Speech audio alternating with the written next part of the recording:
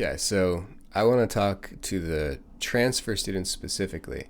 And for now, I'm going to talk just to the transfer students who have a direct transfer agreement, so a DTA, it's sometimes called.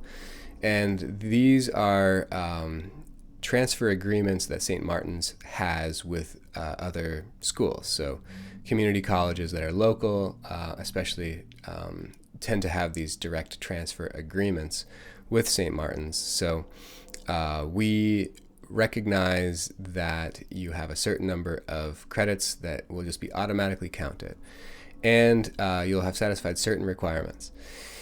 So if you have a DTA, then you will be able to essentially mark as taken all of these classes. So get that.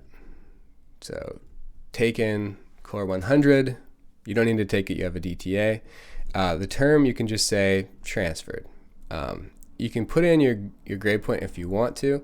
I think you should actually leave these as blank if you've transferred it in, because that GPA does not typically get reflected on your St. Martin's GPA, so they usually are held separately.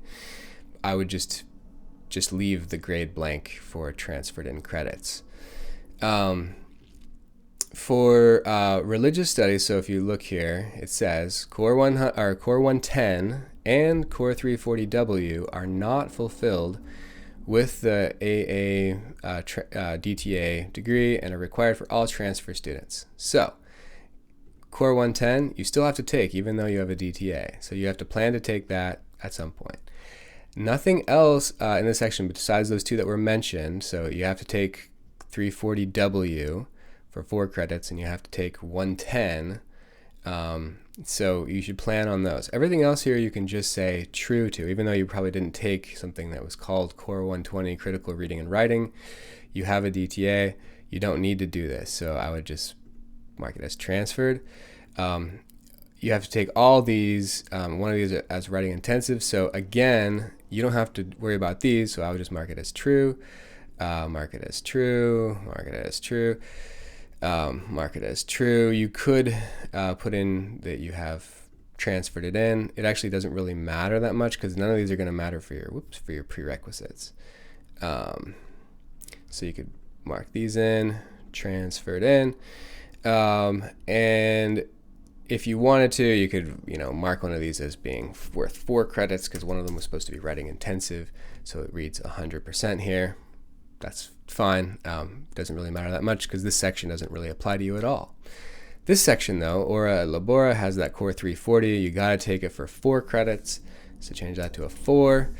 And these other two again are met already. So transfer. So you could mark one of them at least as transferred in. The other one, because you only have to take 2 of these. So the other one you do have to take. So make this plan to, and you're going to have to choose when you want to take the Core 340W class. So what's left in this section, the core program, is this, and you need to schedule them in for your different terms. Come down here to your math science requirements, general engineering requirements. In your DTA, you will potentially have taken these courses and satisfied these. These should show up on your transcript, and you should have a discussion with your advisor about which ones of these are met from being transferred in, and they should be reflected on your transcript. The St. Martin's transcript that includes the transferred courses, those should show up there. And for instance, if you took Calculus 1 when you were doing your associate's degree, then you would have that on that transcript. It would be visible, and we would say, oh, okay, that's satisfied. So we would say it's true, you took it, and then you would say you transferred it in, and we'd be good to go. In terms of prerequisites, on this sheet, once you've marked it as true, even if it's transferred, it will register that prerequisite. So when you go here to say you didn't take Calculus 2 and you have to take that, So you say, okay, I plan to take that, and you say which term you're going to take it in, 2020 spring, and it doesn't register as being a prerequisite issue. That could also be true for some of your GE courses as well. Virtually no ME courses will be satisfied from a transfer. There might be some exceptions in certain cases. Talk to your advisor if you think you have some upper division courses to transfer in. One to note in particular is ME 100. So all new ME students, including transfer students, are required to take the seminar in their first year. So even if you are a third-year student, in general, if you're transferring in, you have to take the seminar.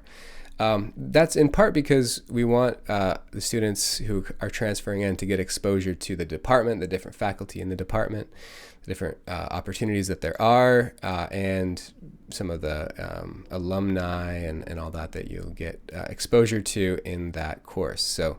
So everyone's required to take it. Technical communication, that one, if you have taken a technical communication course, we will accept that as a transfer. So that's what you can do as a transfer student specifically, and with a DTA specifically. If you do not have a DTA, then you have to evaluate each of these individually. These have to be evaluated, I guess, not necessarily you, but they need to be evaluated individually to see which courses are satisfied. So that's a whole separate can of worms. All right, I'll see you guys.